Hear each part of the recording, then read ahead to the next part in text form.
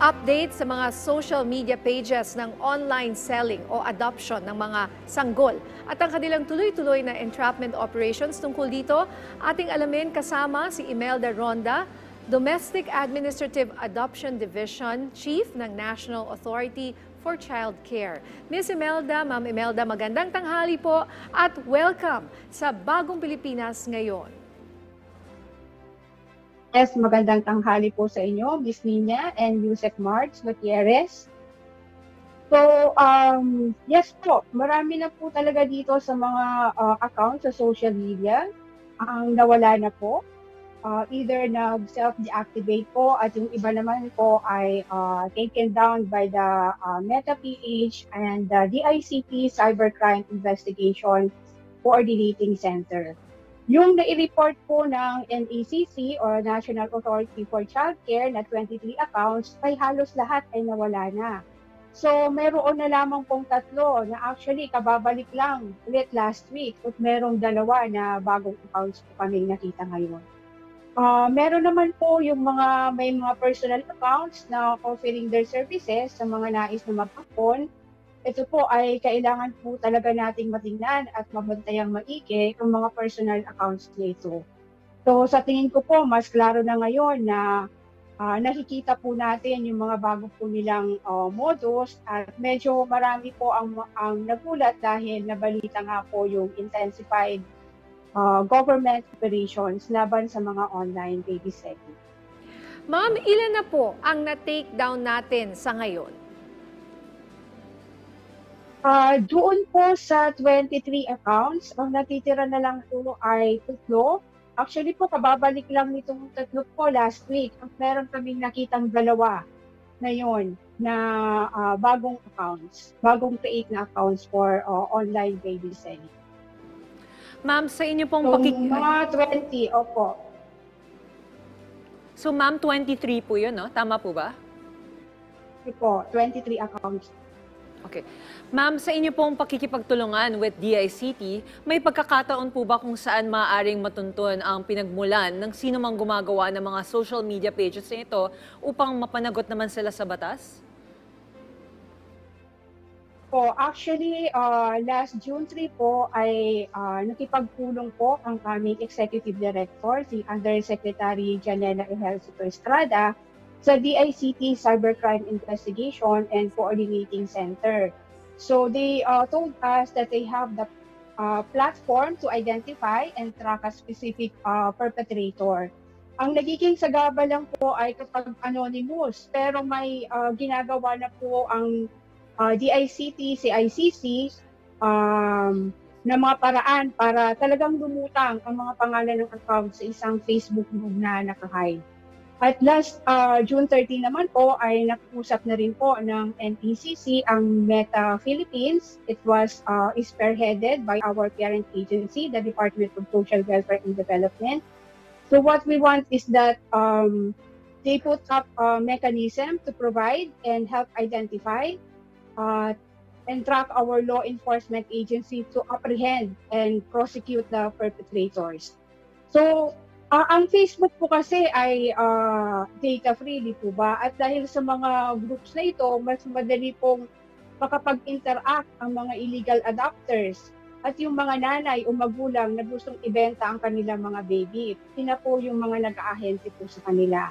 So, importante po ito para wag nang pabalik-balik ang mga ganitong illegal na gawain sa Facebook. Ayon po sa datos at pakikipag-ugnayan po ninyo sa PNP, ilan po ba ang kabuuan ng bilang ng mga social media pages na natukoy ninyo na nagbebenta ng sanggol online? At posible po ba na mas marami pa ito o meron pang mga unidentified? Kasi hindi ko po masyadong klaro. Ano po yung 23 na sinasabi po ninyo at ano po yung 7? Tama po ba na napasara? So 23 lang po? Yung identified po namin through the PNP Women and Children Protection Center na siya pong nakatutok sa covert operations nitong mga online baby sellings. At ang NACC naman po ay ginagawa ang pag-monitor po nitong mga online accounts na po ito. So again po, yung confirmed Facebook group ay 23 at ngayon po sa nakikita po namin ay 5 na lamang po ang active. 3 po dito ang nag-resurface. Dati po silang nawala pero ngayon po ay bumalik ulit at meron namang 2 na bagong accounts po. So, napakadali lang naman po kasi na magpalit ng pangalan o bumalik sa Facebook. So kahit na po mawala yung mga adoption groups na ito, madali pa rin po silang gumawa ng ibang Facebook groups na pwedeng hindi na po adoption yung title ng kanilang grupo. So maaari po sila ay nagtatago sa ibang pangalan na ang grupo ay hindi na adoption, 20 to hindi na 30 baby for adoption, sa kanila. hindi na bagong silang, or ano pa man na pangalan na mag-uugnay sa adoption. Kaya importante po yung tuloy-tuloy na pagmomonitor po sa kanila. Ma'am, sa inyo naman pong mga entrapment operations, no? Maaari niyo po ba kami bigyan ng detalye sa pinakahuling nahuli ninyo na nagbebenta ng sanggol online? Nasaan na at sino po ang suspect at ang sanggol? So noong last June 1 ay meron pong na-intercept na 2 biktimang bata sa Katarman, Northern Samar, kung saan ibinenta sila ng kanilang nanay sa halagang 30,000 kada bata po. Ang una pong ibinenta ay ang 2 buwang sanggol na lalaki. Base po yan sa report ng Katarman Municipal Social Welfare and Development Office. So pagka-meet up po nila, sinabay na rin pong binenta ng nanay ang isa pa niyang anak na 2 taong gulang na batang babae naman po. So sa kasalukuyan po, sila ngayon ay nasa pangangalaga ng DSWD, Local Social Welfare Development Offices po. Ma'am, pwede po ba malaman, no? Ito sa mga operations na to, nalalaman niyo po ba kung saan dadalhin ang mga bata?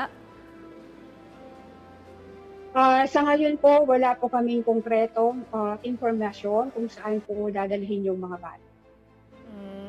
Okay, so hindi natin alam kung ito ba ay magulang na walang anak or baka sila ay they're being trafficked.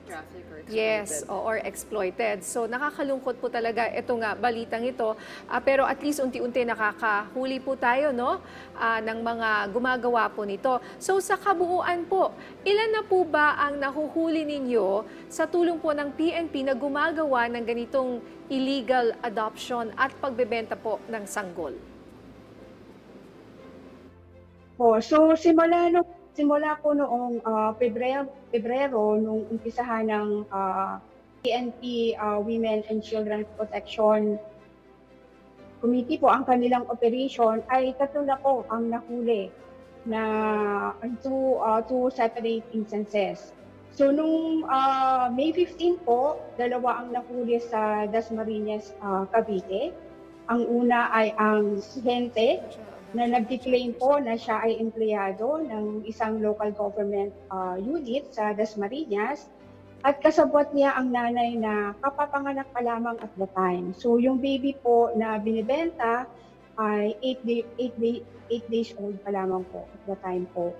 So ang ginawa po ay ibinyahe ng nanay ang bata mula sa Manila, sa Tondo hanggang sa Dasmariñas, Cavite, para po ibenta yung kanyang anak sa halagang 40,000 pesos. So yung ahente naman po ay nagpatong ng 50,000. So parang ang total na halaga po ng bintahan ng bata ay umabot sa 90,000 pesos po. Kaya noong May 16 po, na-inquest po sila and both of them po waived their rights to avail of preliminary investigation. And they both acceded to the evidence at hand. So ngayon po, ang 2 perpetrator na po ito ay nakadetine sa Camp Crame. Yung ikatlo naman po na nanay na nahuli sa Katarman, Northern Samar noong June 1, siya po ay sinampahan na rin ng kaso sa paglabag ng expanded anti-trafficking law and child abuse. So maaari po silang maparusahan at makulong ng habang buhay at pagbayarin mula sa 2 milyon hanggang 5 milyong pesos. Ma'am, for clarification lang po, kasi yung balita po na nilabas or sinabi ng DOJ through the spokesperson, no, si ASEC Miko Clavano, may sinabi po siya noon na more than 500 plus accounts were taken down. So iba po ito doon sa sinasabi po ninyong 23 accounts na nakita po ninyo at about 7 that you already took down. Iba po ito, ma'am, sa report po na sinasabi po ng DOJ. Ito po ay yung na-monitor lamang po ng National Authority for Childcare at nakipag-ugnayan po kami sa PNP and sa DICT Cybercrime Investigations. Ma'am, hingi na din po kami ng update sa isasagawa ninyong National Congress on Adoption and Alternative Childcare sa Pampanga. Ano pong mahalagang paksa ang tatalakayin dito? Yes po, maraming salamat po sa pagkakataon nito na may promoting po namin yung aming activity, ang National Congress on Adoption and Alternative Childcare. Ito po ay isang pagtitipon na inorganize po ng NECC para po sa aming mga kapartner ng mga local government units through their local chief executives, yung mga mayors po. Kasama po ang kanilang mga local social welfare and development officers, yung mga child welfare professionals at ilan pong national government agency kung saan tinatalakay po namin ang mga programa ng NECC tungkol sa adoption at alternative childcare. So layunin din po ng activities na to na pagtibayin ang aming pong ugnayan sa iba't ibang LGU sa tulong ng ating mga mayors at mga social worker ng kanilang local social welfare development offices sa buong bansa. So simula pa po noong Mayo ay naisagawa na po natin ito kada regional clusters. May 4 na cluster po kami. Nauna na po yung sa Mindanao cluster kung saan idinaos po ito noong May 6 to 7 sa Davao City. At ito po ay dinaluhan ng 27 mayors at 118 LGUs. Para naman po sa National Capital Region and South Luzon clusters na ito naman po ay idinaos noong May 22 to 23 dito po sa Manila, nakibahagi naman po ang 10 mayors at 108 na LGUs.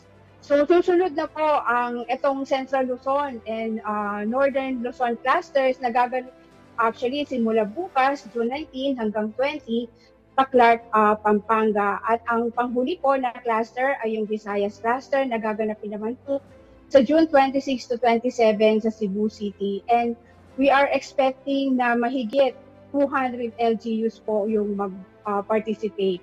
So nais po namin ilapit ang mga programa at serbisyo para po sa ating mga adoptive and foster families through our foster care program at accreditation po ng ating mga LGU social workers na mag-specialize on adoption and alternative childcare. So specifically po, gusto talaga namin pong paigtingin ang Philippine Foster Care Program. Meron na po tayong 26 LGUs na lumagda sa ating Memorandum of Agreement para po sa pag-develop ng mga foster parents. So habang meron namang 23 LGUs ang pipirma, at 25 LGUs ang punoproseso sa pagsali ng kanilang mga kanilang bayan at syudad.